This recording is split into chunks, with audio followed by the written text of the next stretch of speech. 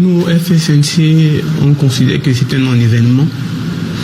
Nous restons accroutés sur la logique selon laquelle la revendication de la victoire du président Issa Tourma Bakary sera prise en compte. Nous continuons de travailler pour que la vérité finisse par prévaloir à tous les niveaux. Nous croyons et nous savons que quel que soit l'issue de toute cette tractation qui était d'avance préméditée, je vous avoue que c'est depuis 2018 que j'entends la rumeur de la succession et le poste de vice-président. Le président Paul Biya avait la possibilité, s'il était un homme en quête de légitimité, d'organiser ce que nous avons vu au Congrès avant l'élection présidentielle de 2025. Il a refusé de le faire quand ce Parlement avait toute sa légitimité. Il a choisi d'organiser ce congrès pendant que le peuple est totalement en désaccord avec des parlementaires qui ne sont pas choisis in fine par ce peuple-là. Pendant que nous attendions tous que les élections municipales et législatives soient convoquées en février 2025, le président de la République avait choisi de proroger les mandats. Une fois que l'élection présidentielle est passée, il a pensé qu'il n'était pas opportun d'organiser les élections cette fois-là. Et au contraire, au lieu de ça, il a choisi d'utiliser des parlementaires illégitimes pour vous parler au nom du peuple qui ne le représente plus et leur imposer un pouvoir illégitime. Voilà un homme qui a toujours brandi la légalité aux dépens de la légitimité. La légitimité, c'est la souveraineté. La légitimité, c'est le peuple. La légitimité, c'est Dieu.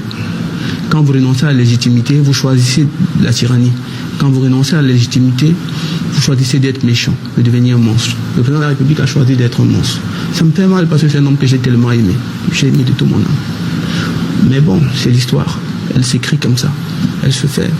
Il ne sera ni le premier ni le dernier. Après lui, il y aura forcément un Cameroun.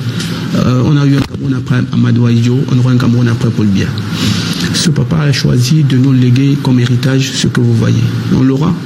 Chaque peuple mérite les dirigeants qu'il a. Le président de la République avait la possibilité de donner au Cameroun la démocratie, parce qu'il avait dit une fois, je le cite, il aimerait qu'on se souvienne de lui, qui nous a apporté la démocratie et le progrès. Oui, le président de la République nous a apporté la démocratie, celle qui consiste à avoir le multipartisme sans la voix réelle du peuple. Parce que voyez-vous, je ne le dirai jamais assez, dans le Yom Kile, le président Paul Biya a gagné les élections avec 16 058 voix. Le Conseil constitutionnel l'a proclamé vainqueur avec 38 559 voix, en lui augmentant 22 501 voix gratuitement. Je n'ai pas envie de vous dire à chaque endroit où il a fait. C'est déplorable, c'est méchant, c'est la limite, c'est révoltant. Mais comme disait Thomas Sankara, l'esclave qui n'assume pas sa révolte ne mérite pas qu'on s'apitoie sur son sort. J'ai choisi de dire la vérité, d'être sincère devant ma conscience et de faire remarquer après ma mort que j'ai aimé ce pays, que je l'ai aimé de tout mon âme, que je l'ai aimé comme tous les autres Camerounais, comme Paul Biya aussi, et que je vais contribuer à construire une nation juste, une nation équitable, une nation paisible. Je ne vais jamais appeler les Camerounais à l'épauler, jamais appeler les Camerounais. Chaque fois que j'aurai la possibilité de m'adresser aux Camerounais, je leur dirai, aimez votre pays, aimez-le contre toute votre vie, comme les gendarmes vont au front, sachant qu'ils vont mourir pour le vert jaune. Battez-vous pour que le Cameroun reste debout. J'ai coulé les larmes quand j'ai entendu l'honorable René Zengele prendre la parole.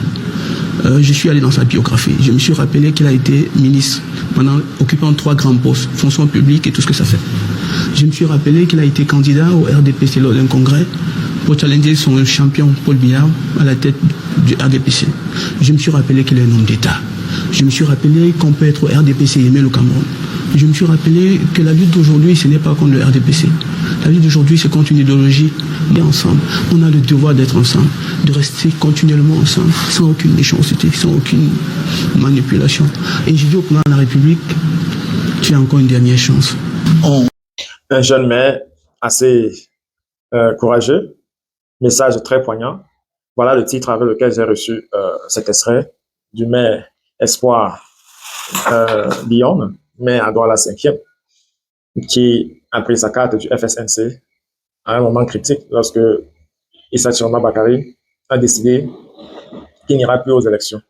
Alors il intervient dans le contexte de ce poste de vice-président de la République où le Parlement a adopté, et il donne son commentaire en quelque sorte pour apprécier la situation. D'ici la fin, vous saurez si je soutiens que le jeune maire Biyan est courageux, que son message est poignant et qu'il mérite d'être partagé.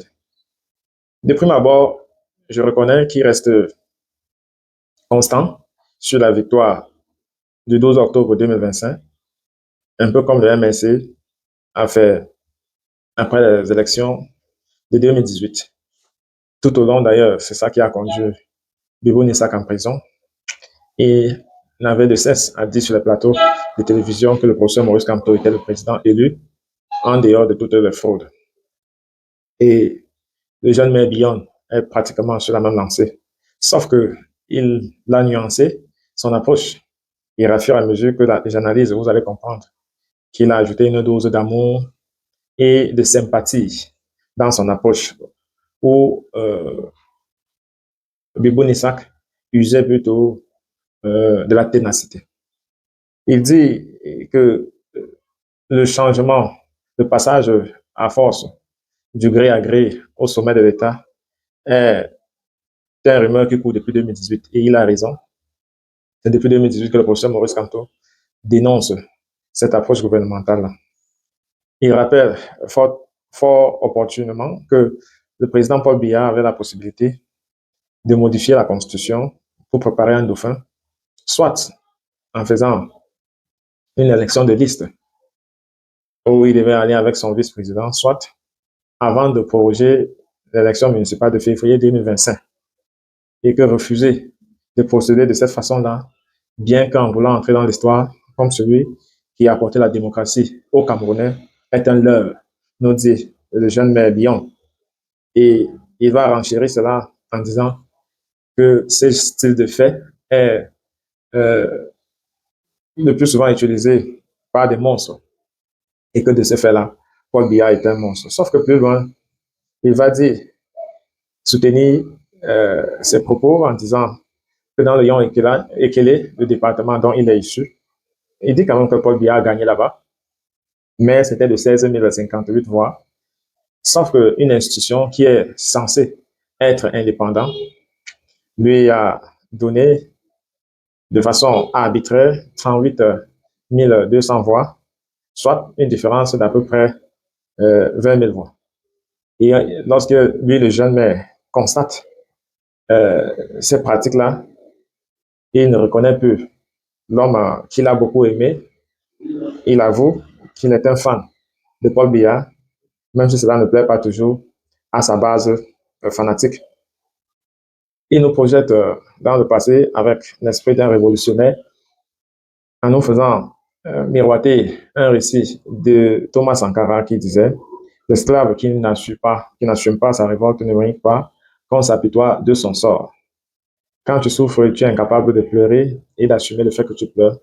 Ça veut dire encore que tu n'as pas encore atteint un niveau critique. Donc, tu ne mérites pas encore qu'on prête attention à ta souffrance.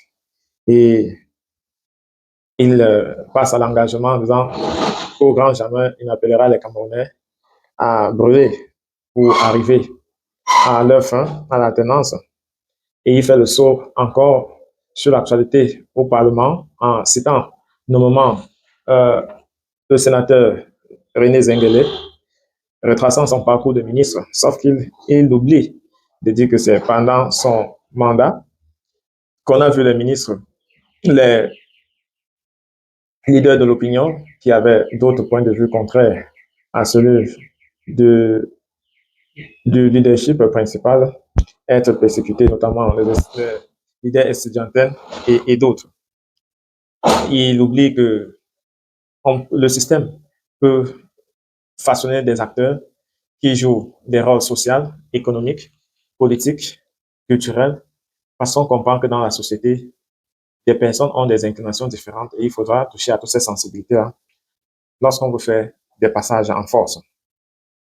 Bien que son acte soit louable et qui peut facilement séduire, vu sur la forme de son grand âge, le professeur Kouvandon a quand même réussi à montrer qu'il pouvait bien être dans un rôle bien articulé, comme il l'a précédemment fait, citant le congrès du RDPC en 2011. Et le jeune Merbillon nous parle d'une lutte qui serait contre une idéologie et non contre le RDPC. D'une part, il a raison, mais la flamme qui incarne cette idéologie malsaine, occidentale, néocoloniale, suprématiste, elle est incarnée par le RDPC. Donc, dédouaner le RDPC de cet héritage assimilatrice, ce n'est pas jouer franc jeu. Donc, mon dernier commentaire, c'est le maire Billon est dans un rôle de cadrement et il joue à perfection. Et voilà pourquoi nous avons choisi son extrait pour faire notre commentaire ce matin. Maintenant, place à toi. Qu'est-ce que tu penses de ce discours politique? Responsable ou pas, est-ce qu'elle peut mobiliser les Camerounais à poser un acte de souveraineté? Merci d'être abonné ici. J'attends tes livres et à très bientôt.